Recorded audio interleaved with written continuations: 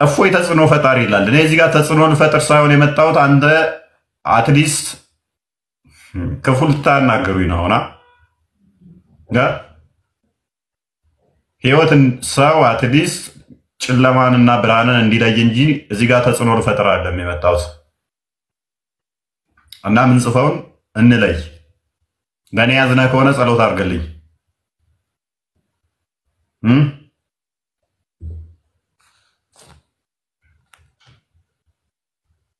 አንተ ተጽዕኖ ፈጣሪ ስላልከኝ ኮመንት ላይ ተጽዕኖ ፈጣሪ አልሆነም። እና አትሊስት ብዙ እንትኖች እየተሰሩብን ነው። እስልምናው ላይ በጣም በኃይል 100% አቅማቸውን ተጠቅመው በሚሊዮን በመቶ ሚሊዮኖች ተመጅቶ ነው እየተሰራብን ያለው። እኛ ጋር ዜሮ ነን።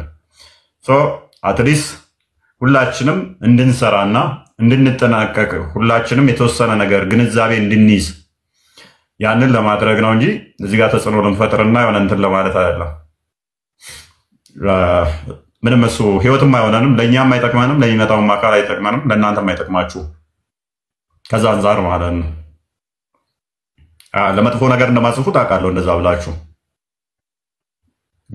ግን ብዙ አስፈላጊ ስላልሆነ ነው። እፎይ ተጽዕኖ ፈጣሪ እያልክ ኮመንት ላይ የምጽፍበትን ጣትህን ኖት ብትይዝ አንተ ራስን ትጠቅማለህ፣ ሰዎችንም ትጠቅማለህ። እነዛ ነው ልክ ይሁዳ በመልእክቱ አንድ ምዕራፍ ነች ያለችው ቁጥር 23 20 ምናምን አካባቢ ላይ ምንድነው ከሳት ነጥቃችሁ አድኑ ይላል አይደለ? አንተም ሌሎችን ከሳት ነጥቀ የምታድንበት ይሆናል ማለት ነው።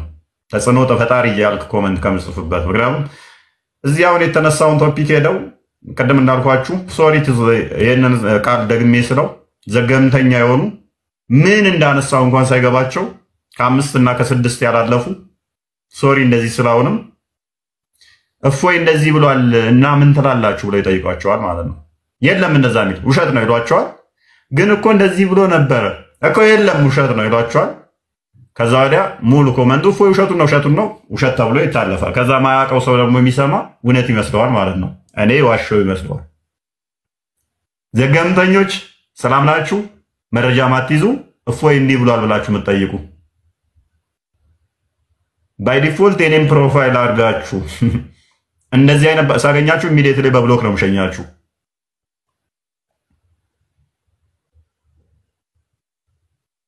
እና እንደዛ ነው መረጃ ለመያዝ ሞክሩ።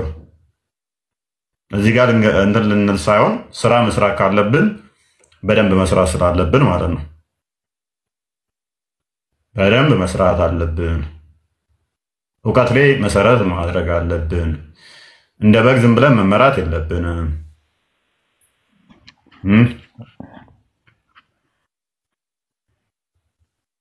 እፎይ ኻሊድ ኔና ለበክ ሰላም ነው? والله تمام አለን እንኳን ደህና መጣ። ጠይቅ እስቲ በጨዋ ደንብ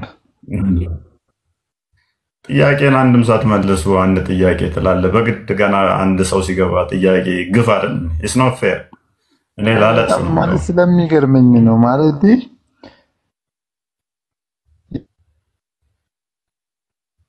ያው አይሰማም? ይሰማል ሀሊዶ ማለት ብዙ ጊዜ እኔ እሰማለሁ አዳምጣለሁ ብዙ ጊዜ ማለት ነው። እና እውነቴን ነው የምልህ አንድ ተጨባጭን ያላይብም ዝም ብለህ ስሜታዊ ነህ።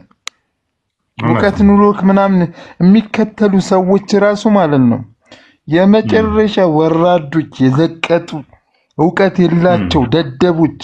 የምሬን ነው የምልህ። ራስን ግን ታዝባታክ ምን እርግጠኛ ነኝ አንዳንድ የራስን ቪዲዮ እያየክ በጣም የምታዝን ነው የሚመስለኝ። ማለት የምትሰራው ስራ ለራስ የሆነ የምታፍር ይመስለኛል። እውነት ነው። ጨረስ ዝም ብለህ በቃ ጭፍን ተከታዮች አሉ። ዝም ብለው ያለ መረጃ የምታወራው አንደኛ ንግግር የማያምር ያረባ ቆሻሻ ይህ አፍ ይሸታል እኮ ታውቃለህ። እውነት ነው። አንተ በዚህ አፍ አላህን ትጠቅሳለህ። ሱብሃነ ረቢ ጌታችንን አላህን ውዱን ነብያችንን ትሳደባለህ። እውነቴን ነው የምልህ እፎይ ባገኘ ማለት ነው አንገትን እላጭላለሁ። በምን በምላጭ ነው በቢላ እሱ አያሳስብም። ፊት ለፊት ባገኘ ምን አይነት ማለት እንዴት መላጨት እንዳለብኝ በደንብ ነው ማሳየ የነበረው። ማን ያስተማረ ዝም ብለህ ወይ ጄልና እኮ ሊገል ነው። አንተ ግን የሚገርመኛል ያላ ዝምታ። አንተ በዚህ አፍክ እንደፈለክ እያወራክ ማለት ነው አላህ አንተን ዝም ማለቱ ያላ ትዕግስት ያጅባል እኮ ወላሂ። አለመኖሩ ነው እኮ ካሊድ ያላ ዝምታ እኮ ሱረቱ ኢኽላስ ላይ አላሁ ሰመድ ሚለውን ተፍሲር ኢብኑ አባስ ሲፈስረው ድፍን ማለት ነው። ማስገቢያም ማስወጫም የሌለው ጠጣር ነው ይላል። ማስገቢያ ማስወጫ ከሌለው ከዝምታ ውጪ ምን ሊሆን ይችላል ታዲያ? ድፍን እኮ ነው። እኔ አይደለም ያልኩት ኢብኑ አባስ ነው ያለው። ዝም ብላ ተወራ ያላፍ ያረተው ኢትዮጵያ አይደለ እንዴ? ክፈትለት ቆይ ከፈትልህ ሱረቱ ኢኽላስ ክፈትለት ቆስጠንጢኖስ ክፈትልኝ። ያው ከፍ አደረኩት። ተፍሲሩን ክፈትለት ትክክለኛ ቁርአኑን አምጣልኝ። ወይ አዳምጣ። ማስገቢያ ማስወጫ የሌለው አምላክ ለምን ትከተላለህ?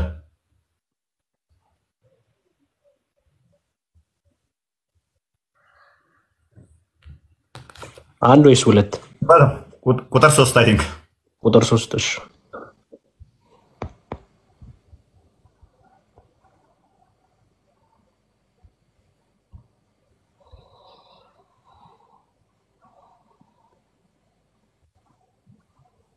ቁጥር 2 አድርገው። ቁጥር 2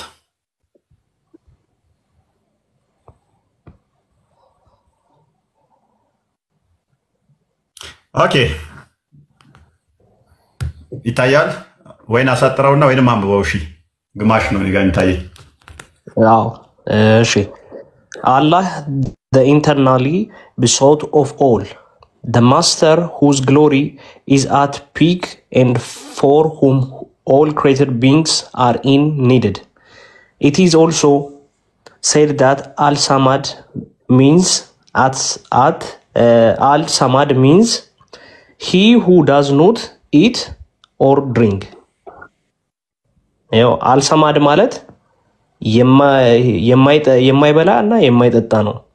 It's also said that this means he እንደዚህ ማለት ደግሞ he who does not have an interior. It is also said that this means the everlasting, and it's also said this means the sufficient, and it's also said this means he who does not have an entrance or exit. Entrance ማስገቢያም ማስወጫም የሌለው የሁሉም መጠጊያ ነው ማለት እኮ ነው። ማስገቢያም ማስወጫም የሌለው ቀዳዳ የሌለው ድፍን ማለት ነው። ኢብኑ አባስ ነው ያለው። ስንት ጃይል ነው የሚከተልክ ባላ ወንድማችን ካሊድ አላህ ያልሰማህ እስካሁን ድረስ ያንተን ጩኸት ማይሰማው ድፍን ስለሆነ ነው። እስካሁን እኔን ዝም ያለኝም ማስወጫ ስለሌለው ምንም መናገር ስለማይችል ድፍን ስለሆነ ነው። ይሄው እኔ አይደለም ያልኩት። አንድ ጥያቄ ልትጠይቅ ኢንትራንስም የለው ኤግዚትም የለው እኔ አይደለም ያልኩት። እፎይ ልጠይቅ ጥያቄው ላይ ፎከስ አድርግ። ሱራ 3 183 መልስልኝ። አሁን ምሁር አይደለህ አንተ አቃለው ብላ ለገባው ሱራ 3 183 መልስልን እስቲ። ይሄ መልስልን ግን አምነህበት ነው ግን የምሬን ነው ማለት አንተም አምነህ ኖራል እኮ ሙሐመድን እኔም ተከታዮቼም መሀይም ናቸው እያለ ሳይል ቡኻሪ 1913 ላይ እኔም ተከታዮቼም መሀይማን ኢሊትሬት ነን እያለ ተከትለዋል። ሱራ 49 29 ላይ ወዴት እንደሚሄድ ራሱ ማያውቅ እሱን ተከትለዋል። እውር ቢመራው ተያይዞ ገደል ይገባል ይላል ክርስቶስ። እውር እየመራ ተከትለው እየሄድክ ነው። እንኳን እኔ አሁን ይሄን መልስልን። የመጨረሻ ወራዳ ሰው ማለት እንዳንተ እኔ ብዙ ክርስቲያን ጃይል በጣም ደደቦች አይቻለሁ። የመጨረሻ ጥግ የደረስክ ደደብ ማለት አንተ ነህ። ሳያል ቡካሪ 19 ማለት ብዙዎቹ የአንተ ተከታዮችን ብዙዎቻችሁ ደደቦች ናችሁ። እርግጥ ነው እውነት ነው ገብቷል። ግን አንዳንዴ ጥግ የደረሰ ድድብና የአንተን አየው። ጥግ የደረሰ እማታውቀውን ዝም ብትል ምን አለ? እሺ አዳም ላንብብልህ። ድድብና ሱና ነው። ድድብና ሱና እንደሆነ ላሳየ። የነብይን ሱና ተከታይ ነህ እያልከኝ ነው። እኔ ነብይን ተከታይ በስሜት አታውራ። ይሄው በስሜት አታውራ። ላንብብልህ። ወይት ነው ወይት ኢብኑ ዑመር እንደተረከው አዳምጥ። ነብይ የተደረገበት በድድብና እንደሆነ ላሳየ። the prophet said ነብዩ እንዲህ አለ we are an illiterate nation we neither write nor account አንጽፍም አንቆጥርም እኛ መሐይሞች ነን። መሐይምነት ሱና ነው። ሀጀር ያሰጣል። መሐይም መሆን ደደብ መሆን መጽሐፍ አለመቻል ማንበብ አለመቻል ሀጀር ያሰጣል። ይሄን ሱራ 2 79ን ተፍሲር ከስርን ተመልከተው። ሌሎቹንም ያቸው መሐይማን እንደሆናችሁ ሲራውም ያስቀምጠዋል። አክቹሊ ፔጅ 256 አካባቢ ላይ 246ንም ተመልከታቸው።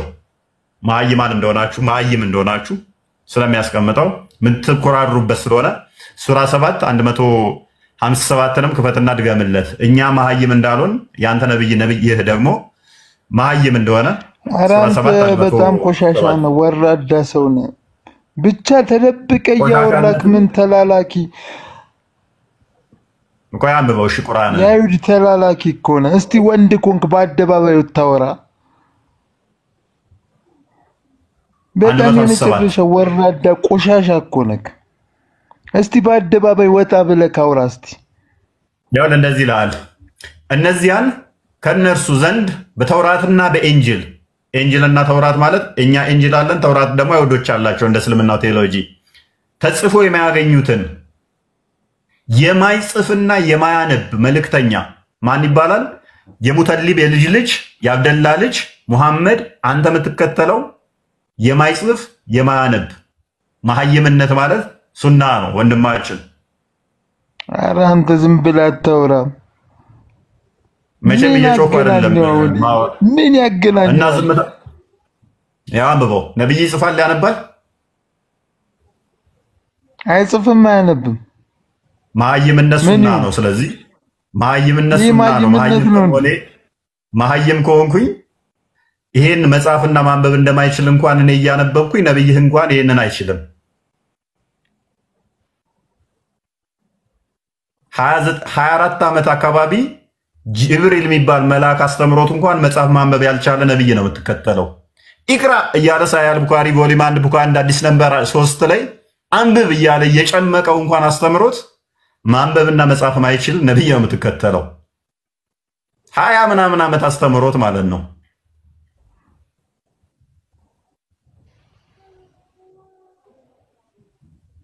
ድድብና ሀጀር የሚያሰጥ ስለሆነ ወደ ቁርአኑ ወደ ቀድሞ ነጥባችን እንመለስ። ሱራ 3 183 ላይ ርዕስ ሽፍት ለማስደረግ ነው። እችኛዋ ቶፒክ ከብዳችኋለች። ቻሌንጅ አደርጋችኋለሁ። ኑ መልስ ስጡ። መልስ ካላችሁ አታልቅሱ። ቆሻሻ ነው። ቆሻሻ ትበለኝ ካሁን ጀምረህ ሱረቱ ውርደትን የተለማመደ በጣም ወራዳ ሰው ሱረቱ 15 26 ላይ ሱራ 15 28 ላይ ሱራ 15 33 ላይ አንተ ገገማ ጭቃ አላህ በእጁ ጠፍጥፎ የሰራህ ነህ። በገማ ጭቃ የተሰራ ሰውዬ እኛ መጽሐፍ ቅዱስን አንሳደብም። እሺ እንዳንተ የወረድን ቆሻሾች ገገማ ጭቃ የተሰራው ከአላህ ዘንድ የወረደ ነው ብለን እናምናለን። ያውኑ መጽሐፍ ቅዱስ ባይሆንም ማለት ነው። እንዳንተ ወራዶች የወረድን ንግግራችን ከትቡ የሚሸት አይደለንም። አንተ ወራዳ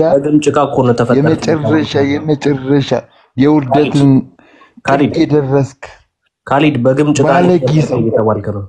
ብቻ ፊት ለፊት ያገናኘን በግም ጭቃ ነው የተፈጠርኩ እየተባልክ ነው። ችግሩ ማለት ተደብቀ ነው የምታወራው። እስቲ ወጣ ብላ አውራ። በቃ ማይከስ እንዳለ እንኳን ማይከስ ኤንስ ቱቦ ግማትም ሀጀር የሚያሰጥ ነው። እሱም ሱናን አናሳይ 67 ላይ በገማ ውሃ መታጠብ ይቻላል። የሞቱ ውሾች በተጣሉበት መታጠብ ይቻላል። ፔሬድ በተጣለበት ይቻላል። ነብዬ ደግሞ ሱናን አናሳይ ሳይሆን ሱናን አቢ ዳውድ 67 ላይ ነው። ሱናን አናሳይ 327 ላይ ደግሞ ነብዬ ካካ በተጣለበት ውዱ ያደርግ ነበር። ልክ ሽሮፕ እንትን እንደመጠጣት ማለት ነው። ጁስ እንደመጠጣት ካካን በዛ ይጉመጠመጥ ነበረ ሰዎች ሰገራ በሚሉበት። ኤኒዌይስ ወደ ቶፒኩ ተመለስ።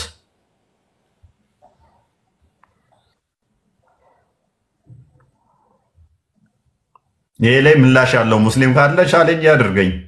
አታልቅሱ። ማይማንም ማጭበርበር ሊቻል ይችል ይሆናል። እኔን አታጭበረብረኝም። እኔን አታጭበረብርም።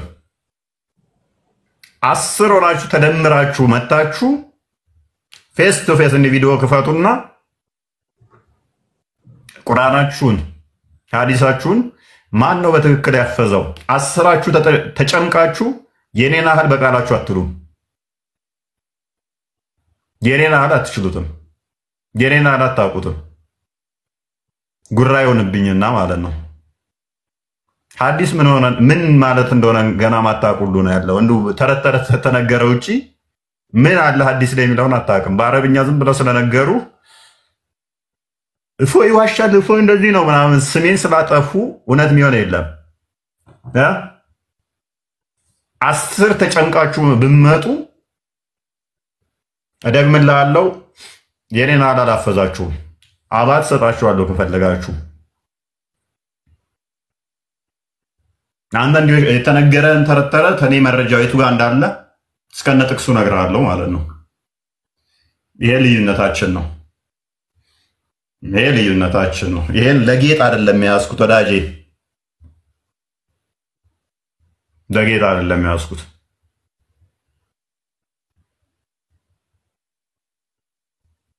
እና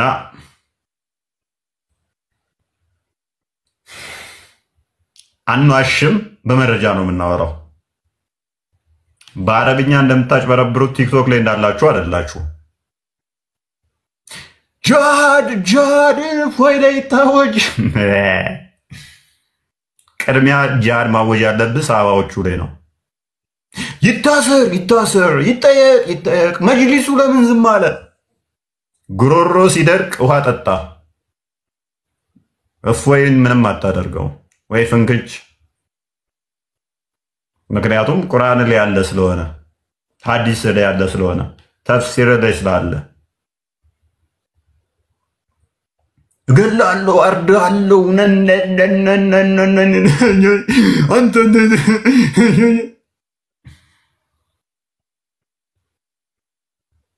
ይህን ቆዳየው ፈርጣማ ነው፣ ደንዳና ነው። ደንታው አይደለም። ሺህ ጊዜ አርዳለሁ ለብቻው ዳይፐራም። ቤቱ ተደብቆ እኮ ከቤቱ ማይወጣ ሰው እኮ ነው እኔ ለሚዝታው።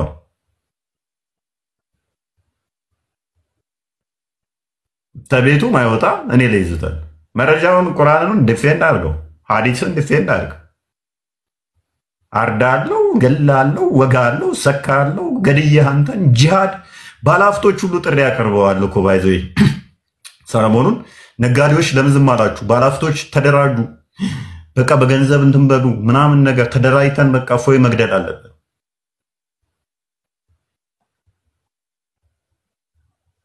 ትልቁ የእስልምና መልስ ግድያ ነው። ትልቁ የእስልምና መልስ ውሸት ነው። አይደለም ካልክ ሞግት። እድሜ ልክን አርዳለሁ ገላለሁ እያልክ ጀግንነት አለ እንዴ? ቁርአንን ቀደጣ አለው ከዛ። ምክንያቱም ቁርአኑ ከሆነ እያሳቀቀ ያለውን የሳነበው ቀደጣ አለው። ገና መይነካን እኛ መይነካን ገና መይነካ ነው። ይሄ ትንሿ ፓርት ነች። ገና ጅማሬ ነው። ከሞራል አንጻር ከኢትዮጵያዊ ጨዋነት ባህል ጋር አንጻር ብናነሳቸው ደስ ማይሉ ቶፒኮች በጣም ብዙ አሉ። በጣም ብዙ እንዲሁ ራፊል የሆነ ሰዓት እንትን ብለናቸው የተውናቸው አሉ። የነብዬ ልምምዶች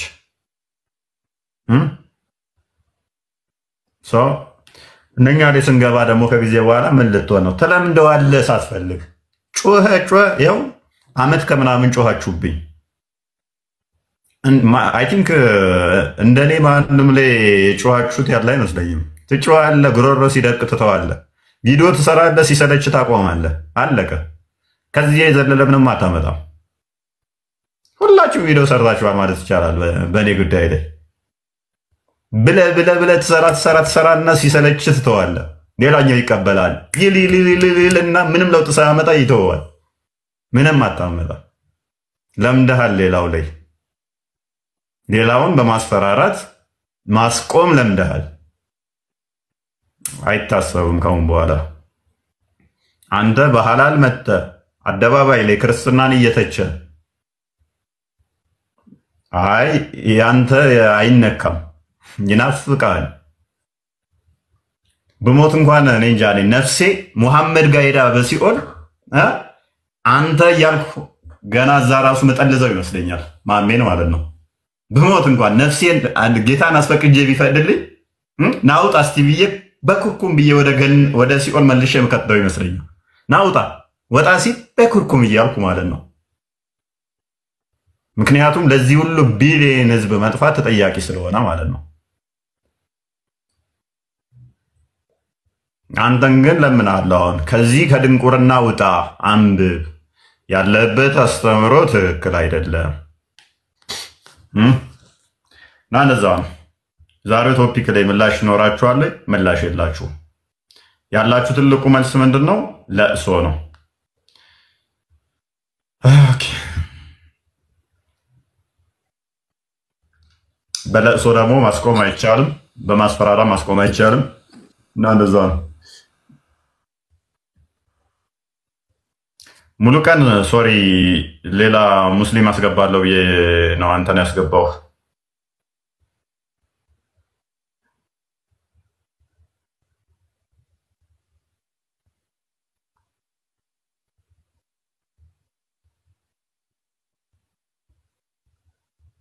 ሴቶች በደንብ ትማራላችሁ። ከስር ሆናችሁ የምትማሩ እንዳላችሁ ስለማቅ ማለት ነው። መጥተው እነሱ ይጠይቃሉ፣ ይማራሉ። እንደነኝ ግን ምንድነው ብቻ ይቅር፣ እስኪ ይቅር። ባይዘዌ እንዴት አመሸ? እግዚአብሔር ይመስገን። ሰላም ነው። ጀማል ነህ?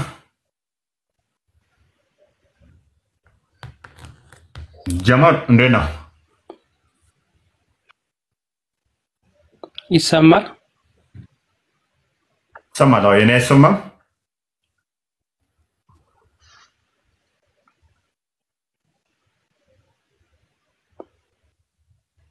አይሰማም? የኔ ጀማል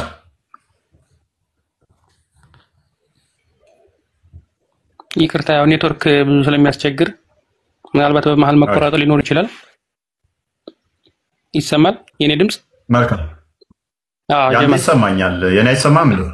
እንዴት አመሻችሁ? እግዚአብሔር ይመስገን።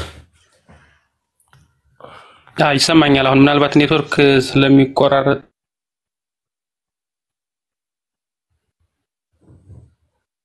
ይሰማኛል አሁን። ኦኬ፣ ትንሽ ኔትወርክ እያስቸገረ ነው። በመሰረቱ ማንኛውም ሰው የፈለገውን ጥያቄ የማንሳት መብት አለው። መዛዛቱ ምናምኑ ሰዋዊ ባህሪ ነው። አንድ ሃይማኖታዊ ባህሪ ባትወስዱ ጥሩ ነው ይችላል። የምትከተለው ሃይማኖት ልክ አይደለም፣ ስህተት ነው፣ ዛት ምዝበቅ ዋቴቨር ብቻ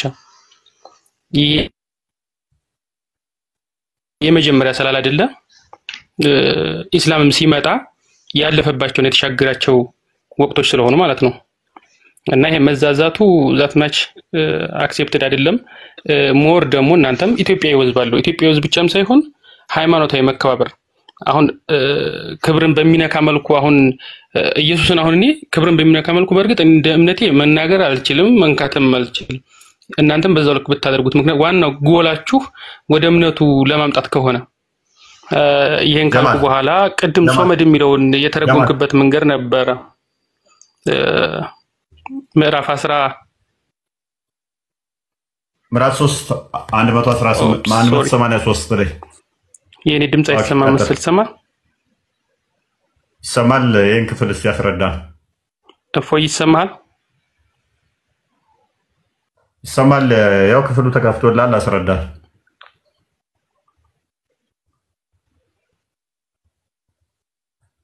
ይሰማል ይሰማል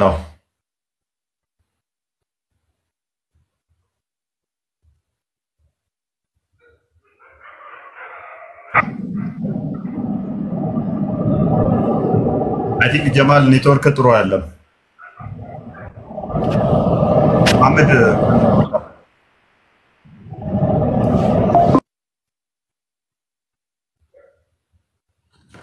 ምንድነው ኔትወርክ ነው ምንድነው ዛሬ ይገባሉ ይወጣሉ ወዲያው ቶፒኩ ነው ኔትወርክ ነው ለመታገስ እየሞከርኩ ነው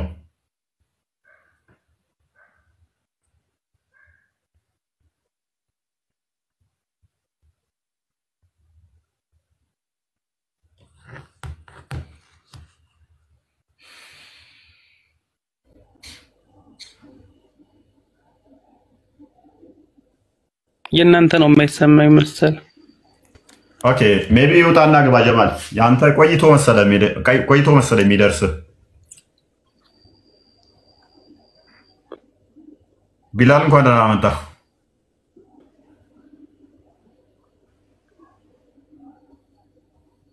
ቢላል ነስሩ ቢላል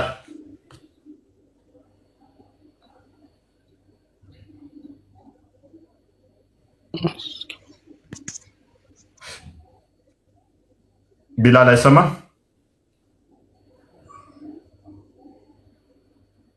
ኦኬ እዚህኛው ቶፒክ ላይ ዛሬ መልስ ያለው የለም ማለት ነው ሲያሳዝን ኑህ እንዳለችው ነው ስቀብጥ ማውን ቶፒክ እየገብቻለሁ መልስ የለም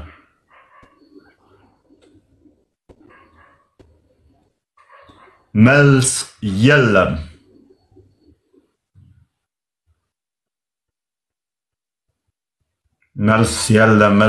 መልስ የለም ያዩታል አያዋጣም ያዩታል ሽብረክ ነው ያዩታል ቅይስ ነው አያዋጣም አንድ ሰው እንኳን እስካሁን ሐሳቡ ላይ ለማውራት የሞከረ የለም ሐሳቡና ጽሁፋን እንኳን አንብቦ ለማውራት የሞከረ የለም ቀደም ሳብራራ በጣም ብዙ ሙስሊሞች እያዳመጡ ነበር ሰው እንደማዋጣቸው ገባቸው ማለት ነው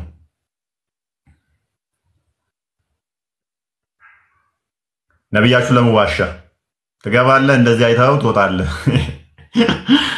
እስከመቼ በውሸት ውስጥ ተቀመጣላችሁ ግን እስከመቼ ኧረ እስከመቼ ተው ደግሞ ዜማ አርጋችሁበት ዘፈን እንዳታደርጉት እናንተ እስከመቼ ቢለው ኤኒዌይስ ኧረ ተው መልሱልን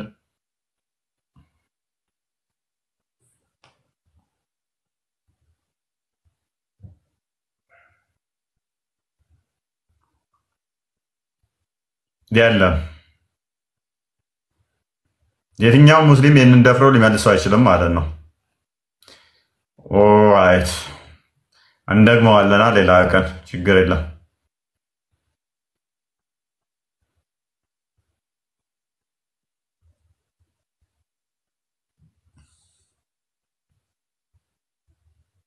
ሙስሊሞች ይህንን ቶፒክ ነብያችሁ ለምን ዋሸ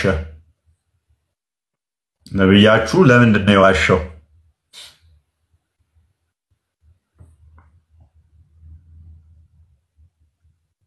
አራው የሚዘፋኑ ቀንሽ ባክሽ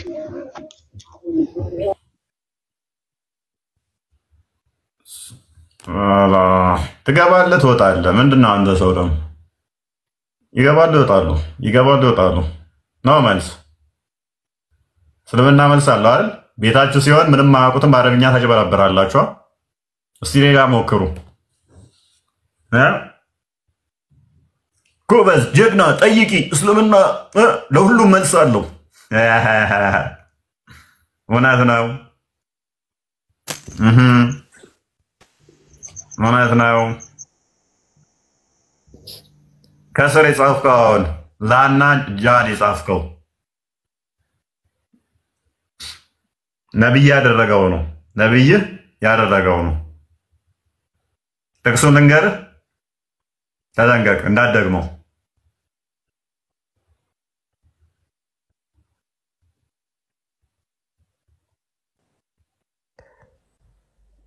ሙስሊሞች ከስር ያላችሁ ይሄንን እንመልሳለን ብላችሁ የምታስቡ ሰዎች አንድ ይገባሉ። ታውቃለህ እንደማይሆን ገብቷቸዋል።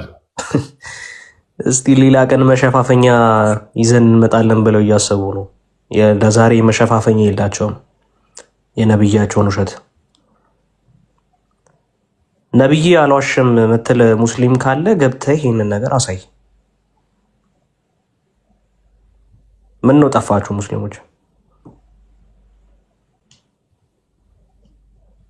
እንግዲህ ታዘቡ። የውሸት ፋብሪካዎች ገና ውሸትን ገና አልሰጧቸውም። የውሸት ፋብሪካዎች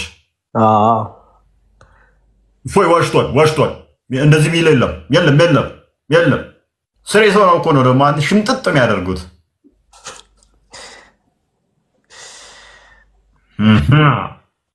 የለም እነሱ ማያውቁትን ሐዲስና የቁርአን ክፍል እኮ ከዚህ ነው እኮ ይዘው የሚሄዱት እናውቀዋለን። ከዛ ውሸት ፋብሪኬትድ ይደረጋል የሆነ ቦታ። ከዛ ያቺ 2000 ምናምን ብር ኮርስ አለች፣ በዛ ዲስትሪቢዩት ይደረጋል። ሰው እንዳለ በየእንትኑ እየገባ ይርመጠመጣል። ዳስ ደ ፋክት። ሁላችሁም እናውቀዋለን። እዚህ ውስጥ ያላችሁ ሙስሊሞች ከዚህ 2000 ሰው ቢያንስ 500 ሰው ሙስሊም ነው። እውነታው ነው ይሄ። ባይዘ ትናንትና ስወጣ የሆነ ቤት አይቼሃለሁ አንተ።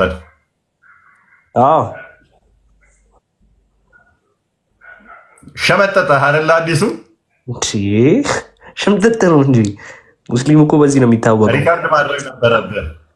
እኔ ሪካርድ ላደርግ ሞከርኩና ግን አልፎኛል። ድንገት ነው ወጥቼ እንትን ስል ላይቭ መጣልኝና እኔ ጋር ስለቆየ መጣልኝ። ከዛ ነብዩ አይሻን ያገባት በ11 ዓመቱ ነው መቶ ነው ብሎ ሲል ሰማሁት። እንዴ የትኛው ነብይ ማን ነው ደግሞ በ11 የሚለው ብዬ ሳዳምጥ ግትር ብሎ በ11 ዓመት ነው ያገባት። አንድ ሐዲስ አመጣም እኮ አንድ ሐዲስ ዳኢፍ ሐዲስ እንኳን አመጣም በ11 ዓመት ሚል ኡስታዝ እኮ በ6 ዓመት እንዳገባት ግን እጅግ ማአት መጽሐፍ ሐዲስ ማምጣት ይቻላል። ከቡሃሪ ከሙስሊም ከአቡ ዳውድ ከሲራ ከተፍሲር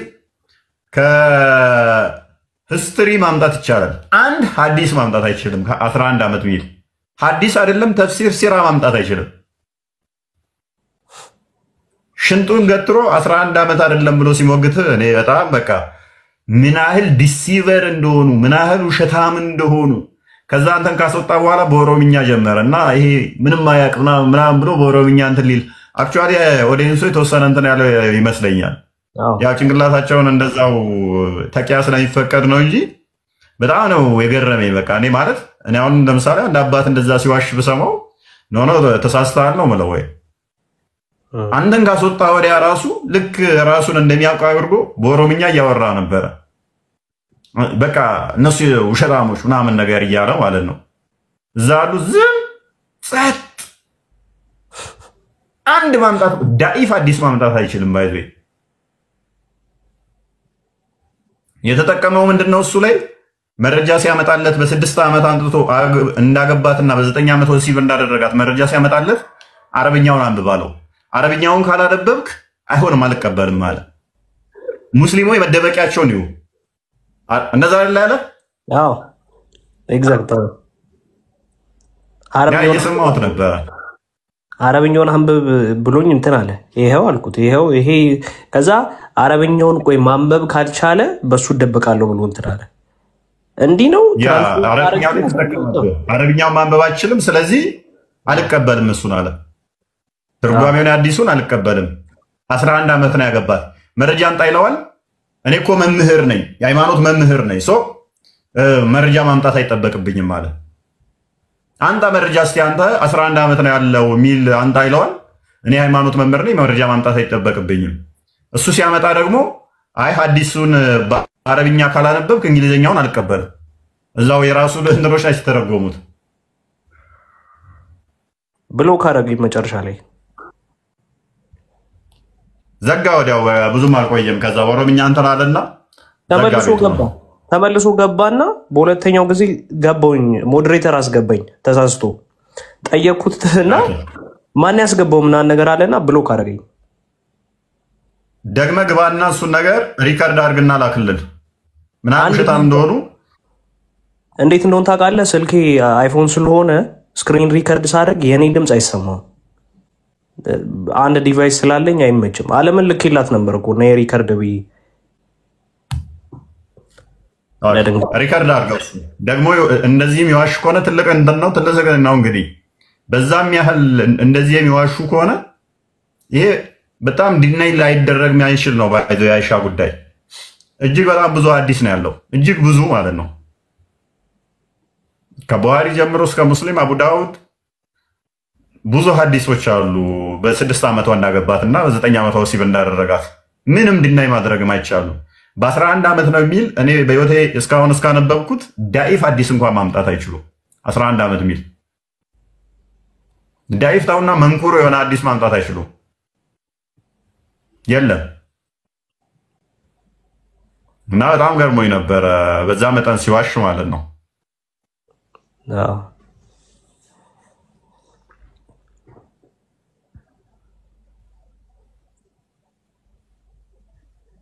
ከባድ ነው የሙስሊሞች ጭንቅላት።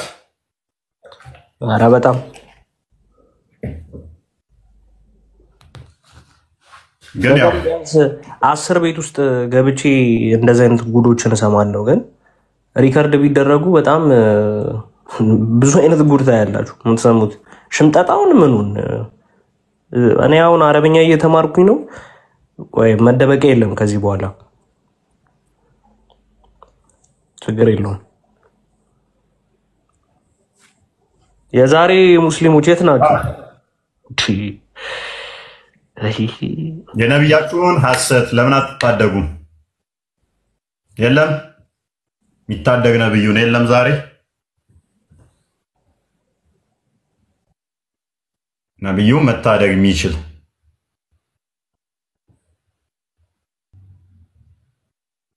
አማኑኤል ምን ልትሆን ገባ? አሁን አንተ አባትን አይቼ ነው እኔ ሙስሊም መስለኝ። አይ ፎዬ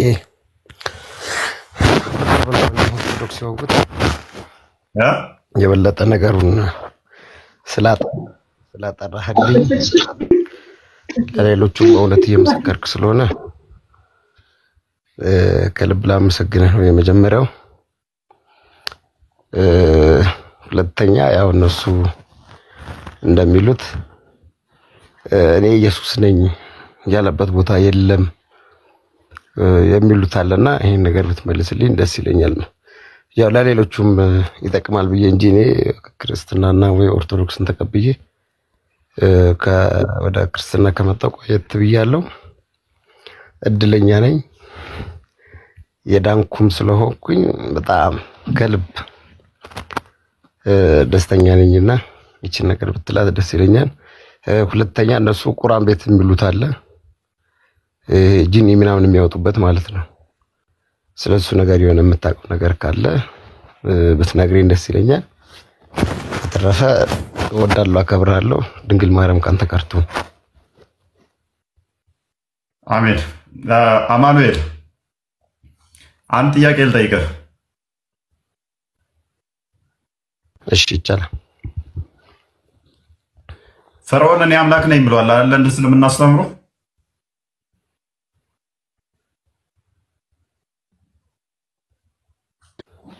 እኔ እንጃ ያው ብዙ እንትን ፈርዖን ለእስልምና አስተምሮ እኔ አምላክ ነኝ ብሏል። አምላክ ነኝ ያለ ሁሉ አምላክ ሊሆን አይችልም ማለት በራሱ አምላክነት መገለጫ አይደለም። ግልጽ ነው። አንድ አካል ተነስቶ ደምሳሽ እኔ አምላክ ነኝ ቢልህ አምላክ ነው ብለህ ትቀበለዋለህ? ምን ሲባል ደምሳሽ እኔ አምላክ ነኝ ቢል ትቀበለዋለህ ወይ? አልቀበለው። ለምን አትቀበለው? አምላክ ነኝ ብሏል እኮ ማለቱ መስፈርት ከሆነ ለአምላክነት አምላክ ነኝ ብሏል እኮ። እኮ እኔ አንደኛ ካልቀበለው፣ ሁለተኛ ልቀበልበት የሚችልበት አይነት ነገር እኔን ማሳየት መቻል አለበት። ስለዚህ አምላክነትን ለመቀበል ምኑን ትፈልጋለህ ማለት ነው? ከኢንቲሜሲ ከፈጣሪ ጋር ያለውን መስተጋብር በድርጊቱ ነው የምታውቀው። በድርጊቱ አንድ ታመ ሆስፒታል ገብተህ ለምሳሌ እያጣጣርክ ሊያክምህ መጥቶ አትሊስት የለበሰውን ታያለህ። ሊያክምህ መጣ እያከመ ቅድሚያ ዶክተርና ነኝ አይደለህም ብለህ አይደለም የምጠይቀው አይደለ? አዎ ታማል ልትታከም ገብተሃል፣ እያከመ ነው። ህመምህን ነው ማዳኑን ነው የምታየው። ማዳኑና ስለዚህ ያ ዶክተር እያከመ መቼም ገበሬ ነህ ወይንስ ዶክተር ነህ ብላ ጠይቀው። ገበሬ እንዳልሆነ ግልጽ ነው። እዛ ጋር ልትድን ነው የሄድከው፣ መዳን ፈልገህ ነው የሄድከው። ስለዚህ ሌላ ነው ብለህ አትቀበለውም። ስለዚህ ተግባሩ ላይ ትኩረት ታደርጋለህ፣ ያደረጋቸው ነገሮች ላይ ትኩረት ታደርጋለህ እንጂ ነኝ አይደለም የሚለው አይደለም። በእርግጥ እጅግ ብዙ ቦታ ላይ ክርስቶስ አምላክነቱን የሚገልጹ ተናግሯል። መናገር ሳይሆን ግን የኔና አንተ አምላክ በተግባር አሳይቶታል፣ በተግባር ፈጽሞታል። ለምሳሌ ዮሐንስ ወንጌልን ምዕራፍ 5ን ስታነበው ሙሉን ስታነበው ይህንን ክፍል ይነግርሃል። የሰንበት ጌታዋ ማን እንደሆነ በእነሱ ላይ ሱራ 2:60 ምናምን አካባቢ ላይ የሰንበት ጌታዋ አላህ እንደሆነ ይናገራል፣ በቁርአኑ መሰረት ማለት ነው። መጽሐፍ ቅዱስ ላይ ግን ዮሐንስ ወንጌል ምዕራፍ 5 ላይ ስትመጣ ቁጥር 17 አካባቢ ላይ ሰንበትን አባቴ ይሰራል እኔም እስከ ዛሬ እሰራለሁ ብሎ ሲላቸው አይሁዶች ኢሚዲየትሊ ድንጋይ ያነሳሉ። በሰንበት ቀን ከፈጣሪ በቀር ማንም ይሰራ ስላልነበረ ማለት ነው። ስለዚህ ምን እነሱ ይረዳሉ በዛን ሰዓት አባቴ እስከ ዛሬ ይሰራል እኔም እሰራለሁ ሲላቸው በሰንበት እኔ ምንድነኝ እያላቸው ነው? እንደ አባቴ እሰራለሁ እኔም ምንድነኝ እያላቸው ነው? ይሄን ማድረግ እችላለሁ እያላቸው ነው አይደለ? ይሰማላ? አዎ። ሌላም ምዕራፍ ላይ አለ ከናንተ ውስጥ። እሺ ያ ስለዚህ የሰንበት ጌታዋ ልብ በል፣ የሰንበት ጌታዋ በአይሁዳን ዘንድ በጣም ሰንበት ይከበራል፣ የተጠበቀ ነው። የሰንበት ጌታዋ ማን ብቻ ነው? ፈጣሪ ብቻ ነው። በቁርአኑም ተመሳሳይ ሎጂክ ስላለ በሰንበት ሰርተዋል ብሎ ሰኞ ማክሰኞ እስከ አርብ ድረስ አሳ ከለከላቸዋል፣ የሚበሉት አጡ። ቅዳሜ ቀን ግን አሳ ከውሃ ውስጥ ይወጣ ጀመር። ሰዎቹ ሄደው አጠመዱ። ሰንበትን ሽራቸዋል ብሎ ወደ ዝንጀሮና ጦጣ ቀየራቸው ቁርአኑ ላይ። ለምን? በሰንበት ስለሰሩ። በሰንበት መስራት የሚችለው ፈጣሪ ብቻ ነውና እንደ እስልምና ማለት ነው። ኢየሱስ መጥቶ የሰንበት ጌታዋ ራሱ እንደሆነ ሲናገር አይ ቲንክ ማርቆስ ወንጌል ምዕራፍ 2 ላይ ቁጥር 26 ምናምን አካባቢ ጀመረ ታገኛለህ። ማቴዎስ ወንጌል ምዕራፍ 12 ቁጥር 8 አካባቢም ላይ ታገኘዋለህ። የሰንበት ጌታዋ ራሱ እንደሆነ ይናገራል ማለት ነው። የሰንበት ጌታዋ እንደሆነ ምንድነኝ እያለ ነው? እኔ ነኝ እያለ ነው። እንደገና ደግሞ ዮሐንስ ወንጌል እዚሁ ላይ ምዕራፍ 5 ቁጥር 23 አካባቢ ላይ ራሱ ሙታን ድምፁን እንደሚሰሙ ይናገራል ማለት ነው። የሙታን ድምፅ ሊሰሙት የሚችለው እንደ ቁርአኑም ቴዎሎጂ መሰረት ሱራ 22 ቁጥር 6 አካባቢ ላይ ቁጥር 6 እና 7 አላህ ብቻ ነው ብለው ያምናሉ። ይህንን የኢየሱስን አስቀድሞ የተናገረውን ኢየሱስ ለራሱ አላህ ብቻ ነው ብለው ያምናሉ። ትንሣኤና ህይወት መስጠት የሚችል ፈጣሪ ብቻ ነው። ይህንን ሙስሊሞችም ያምኑታል። ኢየሱስ ክርስቶስ በዮሐንስ ወንጌል ምዕራፍ 11 ቁጥር 25 ላይ የሚያምንብኝ ቢሞት እንኳን ሕያው ነው፣ ሕያው የሆነ የሚያምንብኝ ለዘላለም ይኖራል ብሎ ሕያው ማድረግ የሚችል የሞተ እንኳን ሕያው ማድረግ የሚችል ክርስቶስ እንደሆነ ራሱ ይናገራል። ያንተን ቃል አይደለም የምንፈልገው፣ ራሱ የፈጣሪን እንዴት ተናገረው ነው የምንፈልገው።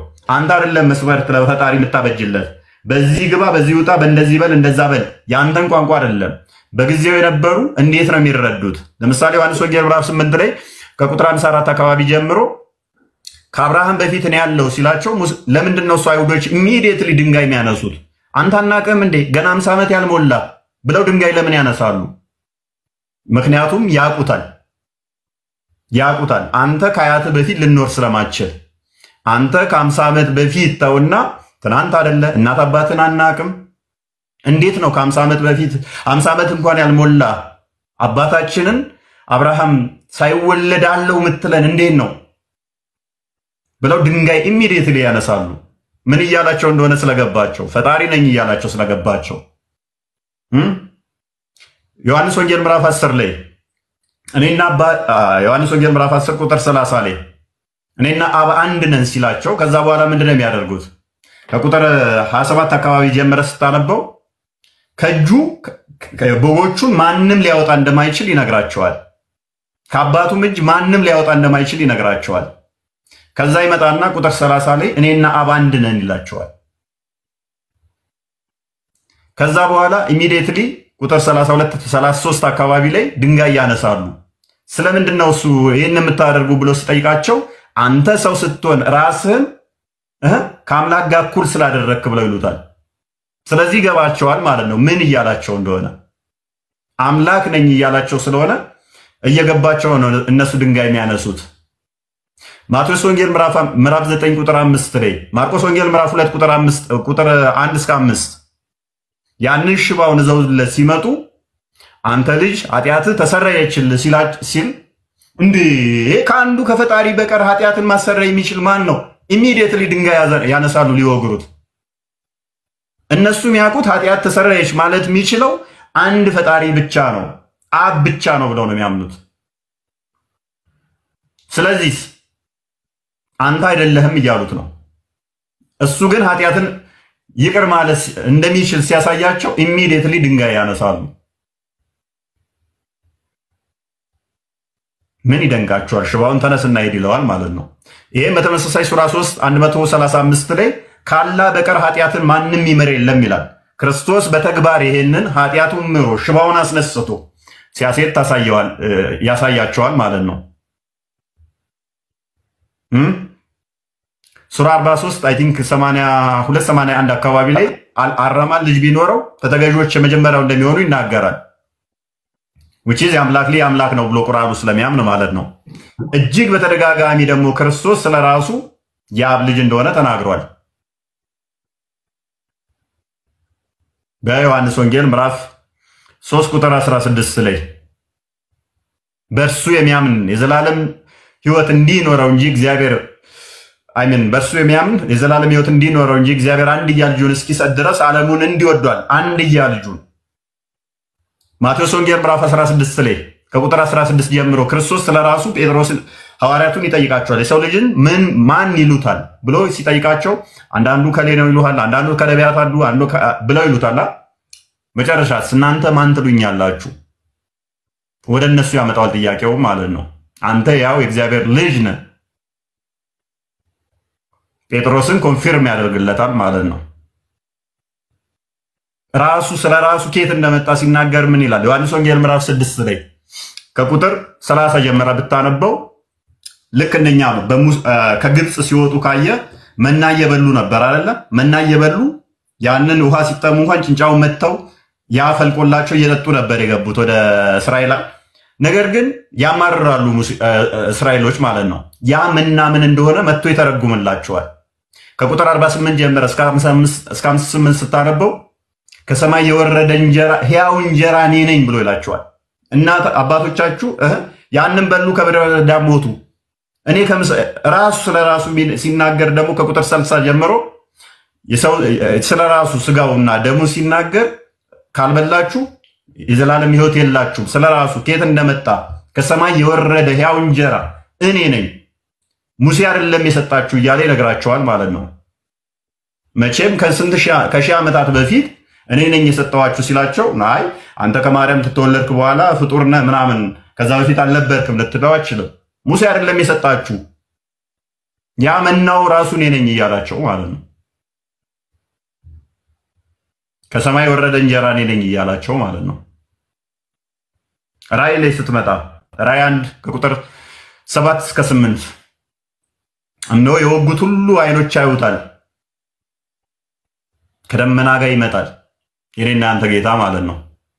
እሱ ማን ነው? አልፋና ኦሜጋ የጌቶች ጌታ የአማልክት አምላክ እኔ ነኝ ይላል። ማ ሁሉን የሚገዛ ጌታ እኔ ነኝ ይላል። ማ ጌታ ሱራ 7 ቁጥር 3 ላይ ፊትም ቀሪ ኋላም መጪ እሱ ነው፣ ከፊትም ያለ ከኋላም ያለ አላህ ብቻ ነው ይላል ቁርአኑ ደግሞ ማለት ነው። ፈጣሪ ብቻ ነው አልፋና ኦሜጋ የሚባለው በቁርአኑ ቴዎሎጂ መሰረት ማለት ነው። ክርስቶስ ግን ስለራሱ ምን ይላል? አልፋና ኦሜጋ እኔ ነኝ። የአካል የተወጋ ነው፣ የወጉት ሁሉ የሚያዩት ነው። ዮሐንስ ራእይ ምዕራፍ 1 ቁጥር 17 እና 18 በተመሳሳይ ይሄን ይላል፣ የሞትና የሲኦል መክፈቻ ቁልፍ አለኝ ይላል። ይሄን ያለው ፈጣሪ ብቻ ነው በቁርአኑ መሰረት ማለት ነው። አይ ቲንክ ሱራ 210 አካባቢ ይመስለኛል። ማቴዎስ ወንጌል ምዕራፍ 25 ላይ ቁጥር 30 አካባቢ ጀምሮ ክርስቶስ ስለራሱ ሲናገር እነሆ ከደመና ጋር ይመጣል። ምን ክርስቶስ ይመጣል ለእያንዳንዱ እንደ ስራው ሊከፍል ማለት ነው። ስለራሱ ሲናገር ኃጢአንን በግራ ጻድቃንን በቀኝ ያቆምና ይጠይቃቸዋል። በደመና እንደሚመጣ ቁርአኑም ደግሞ አላህ ይናገራል። ሱራ 2:210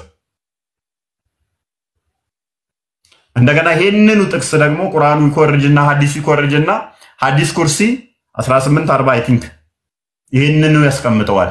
አላህ ይመጣና ተርቢያ አብልታችሁኛል፣ ተጠምቻል፣ ጠጥታችሁኛል ብሎ የሚጠይቀው ፈጣሪ ብቻ ነው ብሎ ሐዲሱ ኮርጆ ወስዶታል። አስቀድሞ ክርስቶስ የተናገረውን አምላክነቱ የሚገልጽ የተናገረውን ሐዲሱ ደግሞ ኮርጆ አላህ ነው ይሄን የሚናገረው ይለናል። መጥቶ በቂያማ ቀን በግራና በቀኝ አቁሞ የሚጠይቀው አላህ ነው ይለናል። አስቀድሞ ኢየሱስ ስለተናገረው የማን ነው ይሄ የሚሆነው ማለት ነው? ኢየሱስ አላህ ይሆናል ማለት ነው እንደ ሙስሊሞቹ ቴዎሎጂ። አስቀድሞ ኢየሱስ ራሱ ይሄን እንደሚናገር ስለተናገረ ማለት ነው። ስለዚህ ያንዳንዱ ስትመለከተው ክርስቶስ ያንን በተግባር አሳይቶታል። ስላሳየው እውነተኛ ሕያው አምላክ ነው። ሕያውነቱን ደግሞ በተግባር ያረጋገጠ እንጂ የሆነ አካል መጥቶ ኤክስ የሚባል አምላክ አለ እንደዚህ ነው ስላለ የምናምነው የምንቀበለው አይደለም። ሜቢ እንደዛ ነገር ነው። አማኑኤል እሺ፣ አመሰግናለሁ። ሁለተኛ ጥያቄ ደግሞ ያው ቅድም እንዳልኩ እምነት የሚታይ ነው ብያለሁ እና እዚህ ቁርአን ቤቶች አሉ እንዲህ ጂኒ ምናምን የሚፈወስባቸው ስለነሱ ደግሞ የምታውቀው ነገር ካለ እስቲ ምናልባት ጂኒ የሚፈወስባቸው እንግዲህ እኔ አይ ዶንት ኖ ሙሐመድ ለ6 ወር ያህል ግለ ወሲብ ሲያደርግን አይ ሚን ሶሪ ጀስት እንደዛ ነገር ሲሆን እንደነበር ታውቃለህ።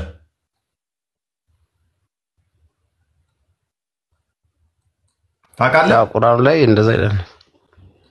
ሐዲሱ እንደዛ ያስቀምጠዋል። ምን ሙሐመድ ብቻ በሰይጣን ቁጥጥር ስር ሆኖ ድግምት ተሰርቶበት ሚኒመም የሚለው ለ6 ወር ያህል ምን ሲያደርግ ነበረ? ከሚስቶቹ ሳይገናኝ የተገናኘ እየመሰለው ላውሌ እንትን ይል ነበረ። የራሱን አጋንንት ያልዳነ ከራሱ አጋንንት ያልዳነ ራሱ ያልዳነ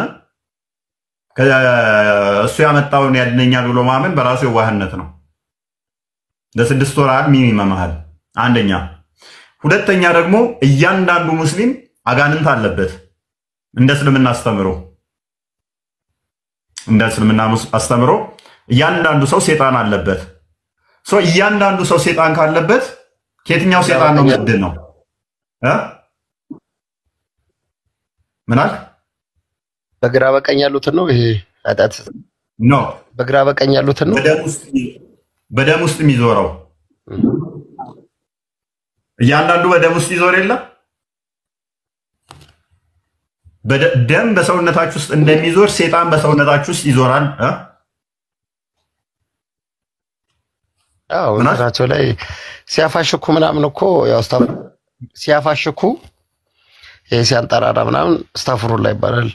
ሲያስነጥሱም እንደዛ ምናምን ይባላልና ከዛች ጋር የሚገናኝ ነገር አለው። እያንዳንዱ ሰው ሲወለድ ሰይጣን ይቆነጥጠዋል እንደ እስልምና አስተምሮ አይደለ?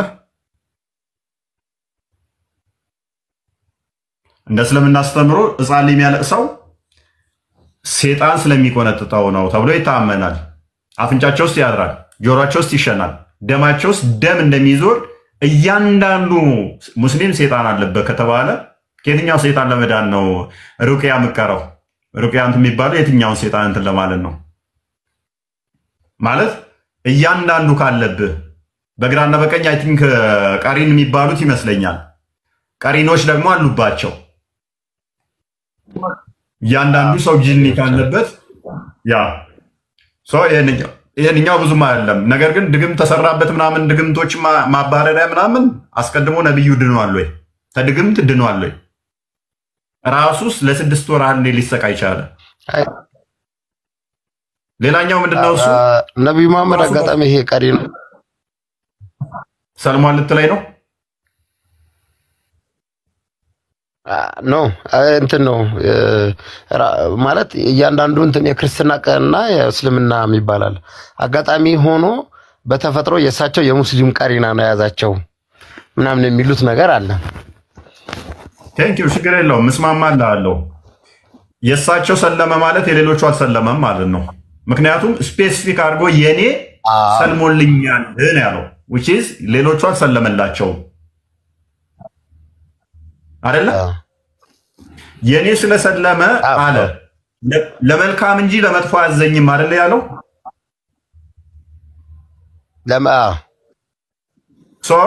ሙሐመድን ለመጥፎ ማያዘው ሰይጣን እሱ ላይ የሰለመው እሱ ላይ ያለው ሰይጣን ከሰለመለትና ለመልካም ያዘው ከሆነ ለምን ምን አይነት መልካም ነው ያሰራው? ሙሐመድን ምን አይነት ትእዛዞች ሰጠው?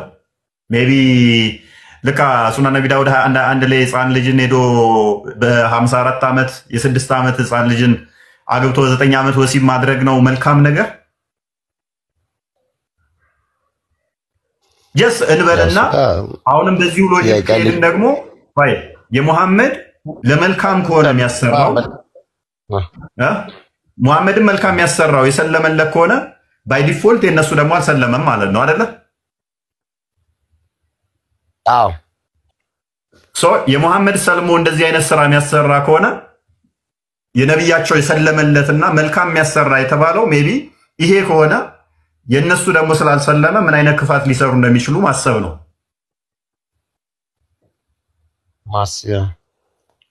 ሌላኛው ምንድነው እሱ ከድግምት ጋር በተያያዘ ያነሳው ምሽካተ መሳቢ 4562 ላይ ራሱ ኮንፊዝ የሚያደርግ ነገር ስላለ ማለት ነው።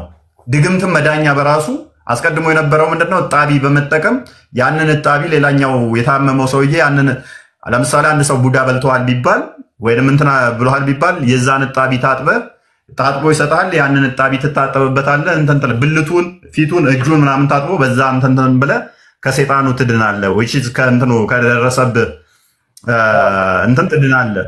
ይሄ ጤናማ አይደለም። አስቀድሞ ያ ከመንፈሱ አሰራር ትውጣለህ በምራቅ ምናምን እየተደረገ ያ ይሄም ሌላ ግራም ያጋቡ ነገሮች ያሉት ነው ማለት ነው። ይሄም ወጥ ያልሆነ በእኛ ግን ስትመጣ ክርስቶስ በማርቆስ ወንጌል ምዕራፍ 16 ቁጥር 18 ላይ ወደ ዓለም ሁሉ እንዲሄዱና ወንጌልን እንዲሰብኩ ካዘዛቸው በኋላ አጋንንት በስሙ እንደሚገዙላቸው ለደቀ መዛሙርቱ ይነግራቸዋል። አስቀድሞ ግን ለሰባ አርድእቶች ምንድነው ክርስቶስ የሰጣቸው? በአጋንንት ላይ ስልጣን ይሰጣቸዋል። በሉቃስ ወንጌል ምዕራፍ 10 ላይ አይ ቲንክ ቁጥር 17 አካባቢ ይመስለኛል ከቁጥር 1 ጀምሮ ሹመት ይሰጣቸውና ወደ ዓለም ሄደው ወደ እንትን ሄደው እንዲያገለግሉ ይሰጣቸዋል። ከዛ በኋላ ቁጥር 17 ወይንም 20 አካባቢ ላይ አጋንንት እንኳን በስም ተገዙልን ይለውታል ማለት ነው። አጋንንት እንኳን የሚገዙት በማን ስም ይሆናል? በክርስቶስ ስም ስትሆን አጋንንት እንኳን ይገዛልሃል ማለት ነው። እንጂ የሆነን አካል እጣቢ አምጥተህ በዛ እጣቢ አጋንንትን ማባረር ምራቅን አክትቶ 3 ጊዜ ነው የምትተፋዋለህ ወደ ግራ ቱቱቱ በማለት ሴጣን አይርቅም። የሚርቀው በክርስቶስ ኃይል በክርስቶስ ስም ነው። ልክ ምናል እዚች ጋር ደግሞ እንድታጠራልኝ መጀመሪያ ከሱ ጋር ነበሩና ከሱ ተለይተው አጋንንት ሊያወጡ ሲሉ እምቢ ይላቸውና ሄደው ተመልሰው ይጠይቁታል። እንደዚህ በስም አጋንንት እንትን አለን ሲለው የዛን እቺንም እስቲ በዛው አያይዘ ያው አንድ አይነት ስለሆነ ብዬ ያ በጾምና በጸሎት ካልሆነ አይሆንም ያላቸው ተጋድሎ ያስፈልጋል። ያ ማለት ዝም ብለህ በክርስቶስ ስም ስላልክ አይደለም። ጾም ጸሎት ያስፈልጋል፣ ተጋድሎ ያስፈልጋል። ያንን ነው ተጋድሎ ስለሚያስፈልግ ነው መጾም ያስፈልጋል፣ ጸሎትም ያስፈልጋል እንጂ ኖርማሊ ውጣ እያልክ አንዳንድ እንደምናያቸው በመቁጠሪያ ጠርብ በሚያክል በመቁጠሪያ ናቱን እያልክ ወይንም ደግሞ በእርግጫ ብለው የሚወጣ ሴጣን የለም። ሰው ከዛ በኋላ አካል ስላልወጣ ክርስቶስ ስሙና እንትኑ ኃይል የለውም የሚል አመጣም ማለት ነው።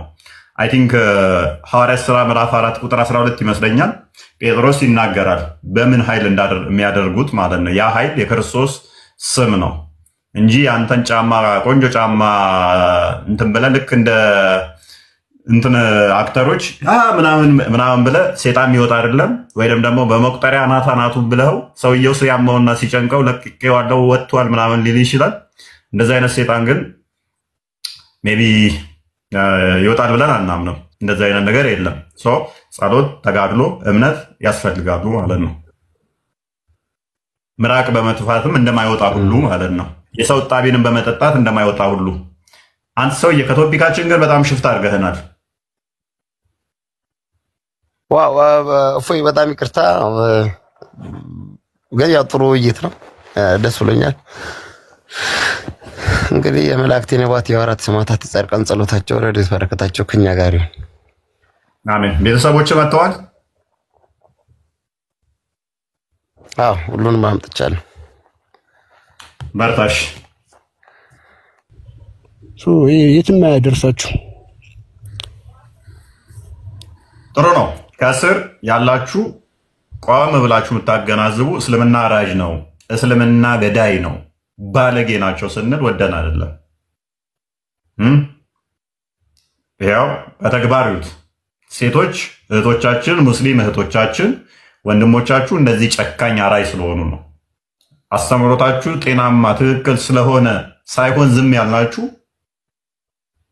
ስተት ሳይኖርበት ቀርቶ ሳይሆን ያልተተቸውና ከአንዳንድ በአፍጢሙ መድፋት ይቻል ነበር። እስልምና ግን አራጅ ስለሆኑ ዘመዶቻችሁ አራጅ፣ ነቢያችሁ አራጅ ይህን የማረድ ትእዛዝ ስለሰጠ ይህን የሚያስፈጽሙ ስላሉ ያንን ከመፍራት አንጻር ክርስቲያኖች የእናንተን አስተምሮ ስለማይተቹ ነው እንጂ አስተምሮታችሁ ጤናማ ትክክል ሆኖ አይደለም። እኛ አርደንለት ገነት ምንገባለት ፈጣሪ የለንም። ልክ ያውን አሜሪካ ብሎ ስሙን አትሊስት አሜሪካን የት እንደሆነ እንኳን የሚያውቅ አይመስለኝም። የምን ሀገር እንደሆነ እንኳን የሚያውቅ አይመስለኝም። ቢያንስ ሳውዲ ብሎ ቢል እንኳን የተሻለ ነበረ። የሃይማኖት ነፃነት፣ ሰዎች ነፃነት ያለበት ሀገርን ስም አድርጎ አርዳለሁ ይላል። አላህን ሊያስደስት ማለት ነው። ይሄ ወንድማችን አሁን ወዶ አይደለም ባይዘ አጋንንት ተቆጣጥሮት ነው። መላ ሰውነቱን አሁን ከላይ እስከ ታይ ከፀጉሩ እስከ ጠፍሩ ድረስ ማዕት አጋንንት ሰፍሮበታል። ለዛ ነው አርዳለሁ። ልክ አሁን ያሳደጋችሁትን ያበላችሁትን በግና ላም እንኳን ራሳችሁ አታርዱትም። ከእጃችሁ ይበላል በግና ላም። የገጠር ሰው ከሆናችሁ ታውቁታላችሁ። የመገባችሁትን ከፍት እናንተ አታርዱትም። እኔ 2 ልጆች ማውቃቸው አሉ። አንድ የጓደኛዬ እህት፣ አንደኛዋ ደግሞ ሲስተር ነች። ከፍት ሲታረድ አይተው ስጋ ይበሉ።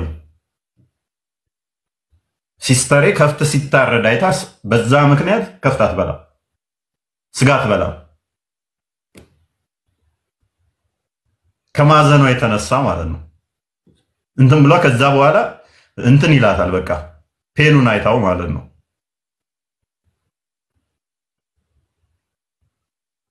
የጓደኛዬም እንደዚህ ወጣለች። እሷም ከፍት ታርዶ ሲንፈራፈር ደሙ እየፈሳየ ከዛ በኋላ ዘገነና ስጋት በላም። ሙስሊሞች ግን ሰው ያርዳሉ በገነት 72 ሴቶችን ወሲብ ለማድረግ። ይሄ አሜሪካን ብሎ ስም ይዞ በገነት ወሲብ ለማድረግ እኔም ቢያገኝ ያርዳል። ባይዘይ ስጋውን መብላት ይችላል። እስልምና አስተምሮ ኢስላሚክ ጁሪስፕሩደንሲ ቮሊዩም ኢስላሚክ ጁሪስፕሩደንሲ ላይ ፔጅ 199 እና 202 ላይ ካፊርን እንደገና ደግሞ አፖስቴት የሆኑትን እስልምናን የሚተቹትን አርዶ ስጋቸው መብላት ይቻላል ነው የሚለው። ወይንም ደግሞ ቁርጡቢ ቮሊዩም 2 ፔጅ 85 ላይ በተመሳሳይ ካፊሮችን ወይንም ደግሞ አፖስቴት የሆኑትን እስልምናን የሚተቹትን ሽፍቶችን አርዶ መብላት ስጋቸውንም ይችላል ሙስሊም ከተራበ ይላል። እና አርዶ ብቻ ሊተውኝ አይችልም ማለት ነው። ስጋዬንም ሊበላ ይችላል። ከባድ አጋንንት ነው ባይዘይ። ይሄ አጋንንት ስለሚዘገንናቸው ነው የኛ መምህራኖችም የእናንተን አስተምሮ ማይነፉት እንጂ እናንተ አስተምሮ ጤናማ ሆኖ አይደለም፣ ቻሌንጅ ማይደረገው ነው አይደለም። በተለይ ደግሞ ይሄንን ስታረቡት አይምሯችሁን ይረብሸዋል፣ መንፈሳችሁን ይረብሸዋል፣ ማህበራዊ ኑሮ ላይ በጣም ሳይድ ኢፌክት ያመጣባችኋል። ከብዙ ነገሮች ችግሮች ውስጥ ትገባላችሁ ማለት ነው። ምክንያቱም የአጋንንትን አስተምሮ ነው እያነበብክ ያለኸውና የኛ ልጆች ሄደው እነሱ ጋር አይታችኋል። አርዳሃለው አንተ ኡስታዝ እንደዚህ መጽሐፍ ቅዱስ እየተናገርክ ነው፣ አርዳሃለው ኢየሱስ ክርስቶስ አምላክ አይደለም ብለሃል፣ እገላለሁ ጠብቀኝ ምናምን ሲሉ ሰምታችሁ ታውቃላችሁ? እነሱ ቤት ሄደው ይላሉ አይሉ። እነሱ ግን ምንድን ናቸው? ሁሌም ቪክቲም የሚጫወቱ መልሰው። ቀጥል ቃል። ይሄ ነገር አይሰራም እንደዚህ እንትን የምትሉት። እነሱ ግን አውሮፓ ራሱ እየኖሩ ምን አይነት ሰዎች እንደሆኑ እንዴት አይነት ሰዎች እንደሆኑ እስኪ የሚያሳይ ቪዲዮ ነው። ዋጋ ተከፍሎበት ሁሉ ነገር አልቋል። እቺ ሀቱን ትባላለች፣ ሴት ነች፣ ከእስልምና የወጣች ኤክስ ሙስሊም ነች። እና ቁርአን አንድ ነው ነጥቧ ሳትቀር የሚለውን ትርክት ያስቀረች ከ30 አይነት በላይ ቁርአኖችን በየዓለሙ ዞራ ሃርድ ኮፒ ሰብስባ ለዓለም ያስተዋወቀች እና ጀግና ሴት ነች። ስፒከር ኮርነር ላይ የሚፈጽሙትን እንግዲህ ስፒከር ኮርነር ላይ ዲቤት እንደዚህ ውይይት እየተደረገ ነው፣ ፌስ ቱ ፌስ ምን አይነት ነገር እንደሚፈጽሙ ያቸው።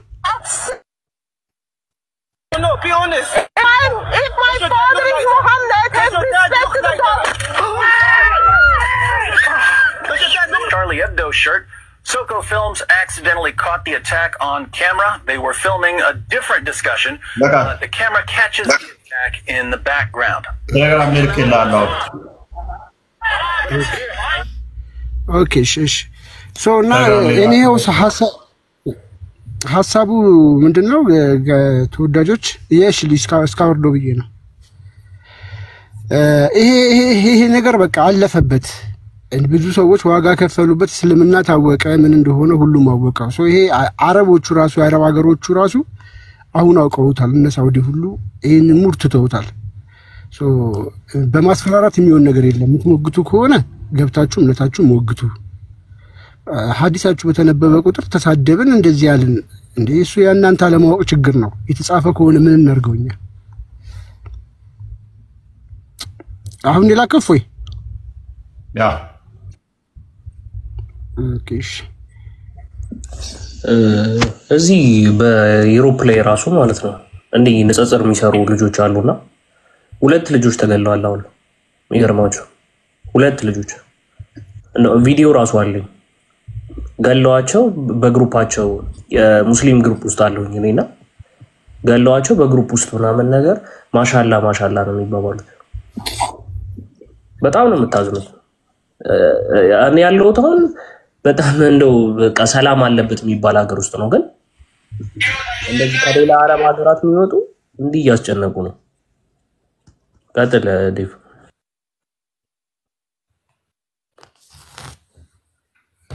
ይሄ ትናንትና ማሳይቻችኋለሁ። ይሄን አሁን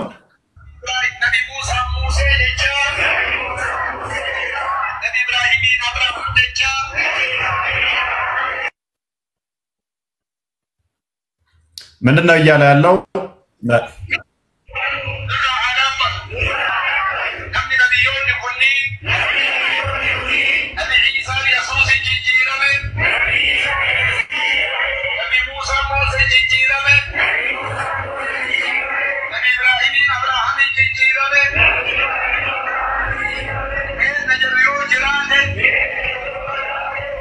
ያለው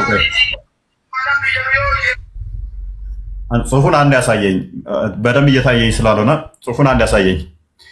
እንደዚህ ይላል፣ ኤኛቲ ህሪራ ጉዳ ብያ ከሰቲ ዋመሙ ቀባ ይላል። ትርጉሙ ምን ማለት ነው?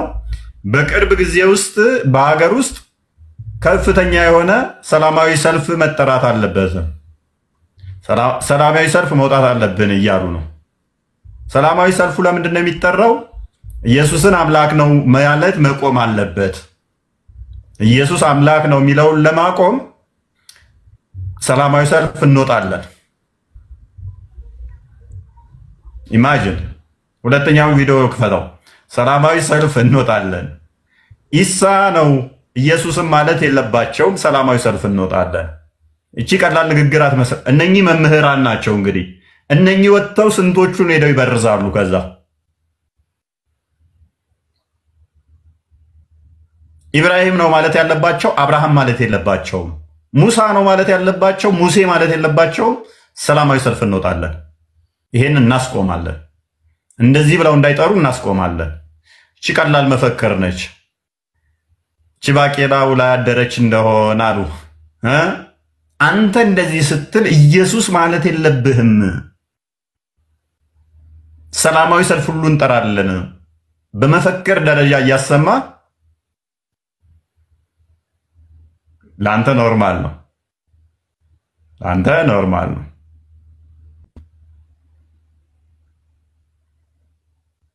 እኛ አንተን ስንል ግን ተሰደብኩ፣ አርዳለሁ፣ ገላለሁ። ኤኒዌይስ ከፈተል እስቲ ቆይ ደግሜ እየሞከርኩት ነው። ሊንኩ ይዝናታ ብለብር እያለ አንድ ደቂቃ ተው፣ በቃ ይበቃል። ኤኒዌይስ እና እንደዛ ነው። እና አዳሜ ያስተኙ ባላገራችሁ ዲያብሎስ የሚወጣውን ምናምን እስከሚያገኝ ምንድን ነው ሲያገሳል የሚለው ይዞራችኋል ለሚለው ጠላቱ ላይ መረፍት የለውም። ጥንቃቄ አድርጉ፣ በርቱ። እንደዛ ነገር ነው እና አትጃጃሉ፣ ጠንቀቅ በሉ። እስልምና ላይ እንደ ፕሮቴስታንቶች ቀለል ያለ ስራ እንዳይመስላችሁ። ደጋግመን የምንነግራችሁ ቀላል ነገር እንዳልሆነ እንድታውቁትም ነው። አስተምሮቱ ብቻ ሳይሆን ከዛ በኋላ የሚመጡባችሁ ጫናዎች ስላሉ ማለት ነው። ታዋቂ የምትለው ኦርቶዶክስ አሁን ለእፎይ ቪዲዮ ትሰራለህ ወይንስ ለዛኛው እፎይ ለሚቃወም ብትለው እፎይ ለሚቃወም ነው ቪዲዮ የሚሰራው። ምክንያቱም ሳይኮሎጂካሊ ተደብድቧል። እንትን ፈጥረውባቸዋል። ሁልሽም እዚህ 1700 ሰው አለሽ። ከ1700 ሰው እንዳለ ኦርቶዶክስ ነው ብንል እንኳን 1600 ሰውሽ በቃ እንደዛ አይነት ሳይኮ ያላችሁ፣ እንደዛ አይነት ሜንታሊቲ ያላችሁ ናችሁ። ሙስሊሞችን አስተምሮ መንካትም የለብንም። በሩቁ እንሽሽ፣ ያርዱናል፣ ይገሉናል። በቃ አይመለከተንም። እነሱ እንደፈለገኛን ይጠልዙ፣ እንደፈለገ ይቃወሙን፣ እኛ የነሱን አስተምራው መቃወም የለብንም የሚል ሜንታሊቲ ገንብታችኋል። ይሄ በጣም አደገኛ ነው። ባይዞ በጣም በጣም ከባድ ነው። ውሎ ሲያድር ቁጥር ሳይባዙ ነው። ቁጥራቸው አሁን በዝቷል። በርዝ ሬታቸው በጣም ሃይ ነው። የኛን እጥፍ ነው። የኛን እጥፍ ስላችሁ የፕሮቴስታንትና ኦርቶዶክሶች ተደምሮ እጥፍ ናቸው እነሱ ብቻቸውን። አንደዛ ጋር ገና አማራና ትግሬ እያልክ እየተባላ ነው፣ እየቀነስክ ነው። ማጆሪቲ የተወሰነ ያለው ክርስትናው እዛ ነው። ዴዝ ሬቱ ሃይ ነው ክርስቲያኑ ላይ። የነሱ በርዝ ሬት ደግሞ በጣም ሃይ ነው። በዛው መጠን የምታሽቃብጠው ደግሞ አንተ ከነሱ ጋር ነው። እና አንዳንድ ነገሮችን እያወቀን ማንናገራቸው አሉ። እያወቀን ሆዲ ፍጀው እያልን ማለት ነው እናወራለን። አሁን እስልምና ላይ ከሚሰሩ ልጆች ጋር ያለውን ሁኔታ አብዛኛው ህዝቡ ገና ምንም እስካሁንም ከእንቅልፉ አልነቃም፣ ምንም ያውቀውም ነገር ስለሌለ ማለት ነው። እና እንደዛ ነው። መጋፈጥ መልመድ መቻል አለባችሁ። መጋፈጥም መልመድ እስካልቻላችሁ ድረስ ከባድ ይሆናል። በደንብ መጋፈጥ መልመድ አለባችሁ። ቻሌንጅ ማድረግ አለባችሁ። ማወቅ መቻል አለባችሁ። ኢየሱስ ጌታ ነው ሲለ አይደለም ብለ መከራከር የለብም። ጌታ ነው እንደምትለውና እንደምትለው አሁን ደግሞ የኛው የሚመጣው ኢየሱስ ጌታ ነው አማላጅ ነው የሚል ሳይሆን የሚመጣብህ ኢየሱስ ነብይ ነው፣ ነብይ ብቻ አምላክ አይደለም የሚል ነው የሚመጣብህ። ያው ነው ደግሞ መጥቶባቸዋል በተለያየ ከተማ ላይ ወላይታ ሶዶ፣ ከምባታ፣ ሐዋሳ፣ ዲላ፣ አርባ ምንጭ፣ አዲስ አበባ፣ አዳማ፣ ጅማ አሁን በደረሱ መረጃዎች ማለት ነው ወልቂጤ በየመስመር ላይ ስብከት ተጀምሯል። በየአደባባይ ላይ ሙንታር ወዘው ማለት ነው።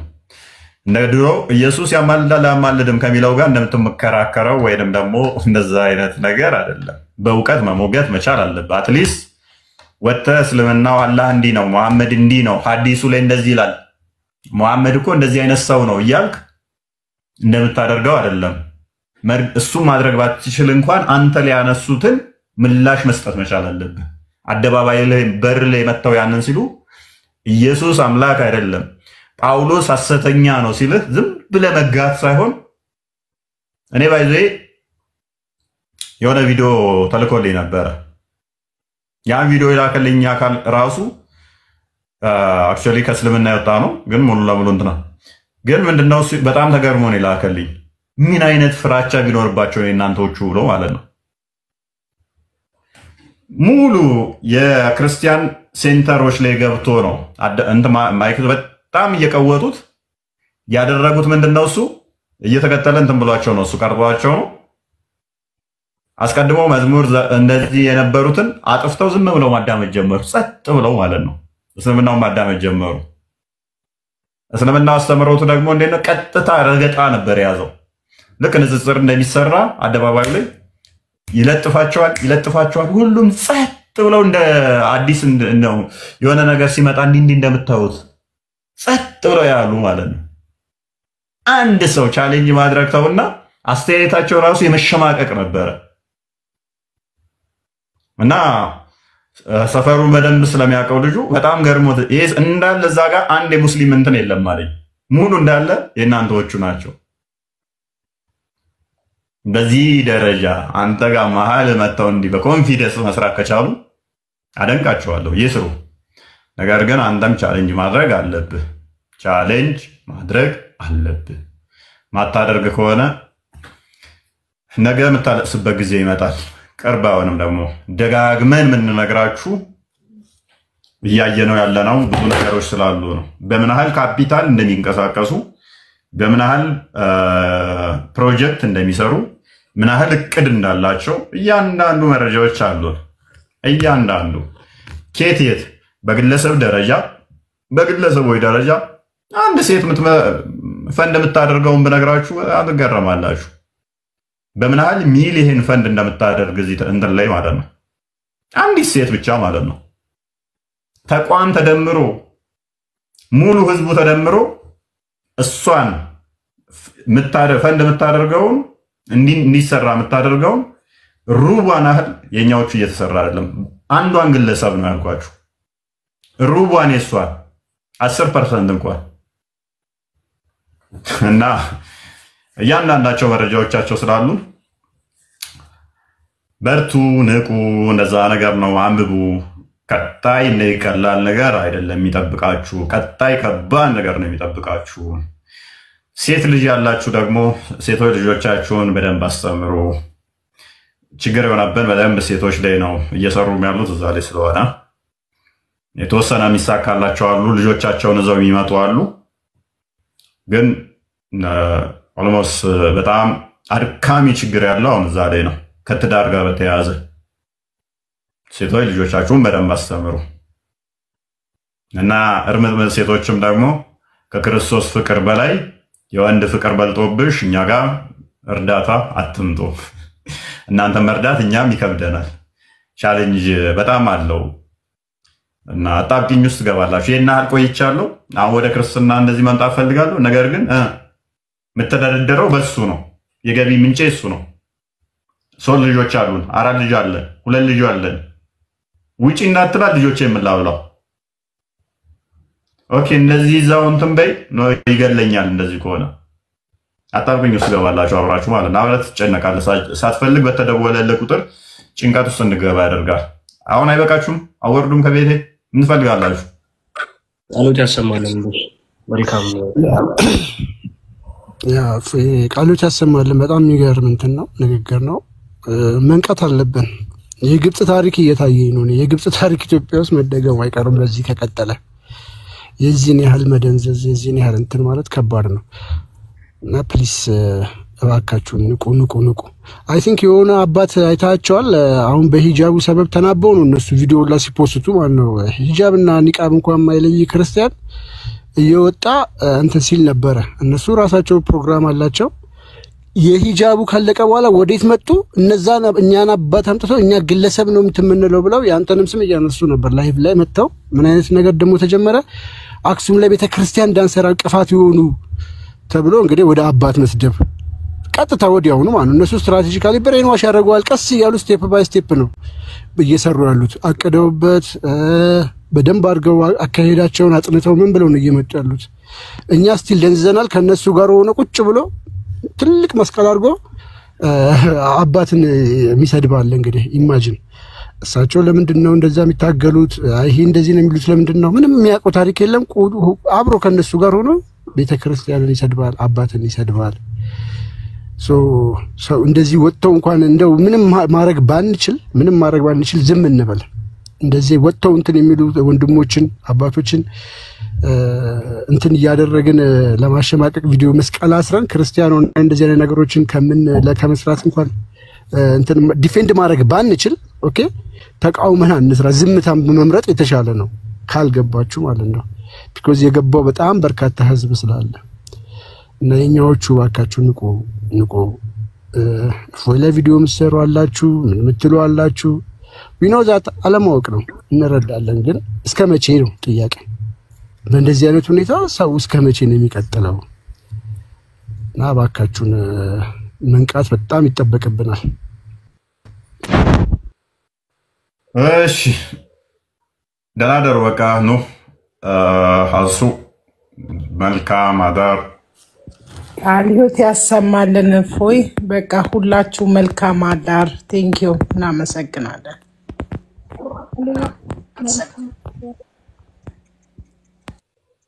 እሺ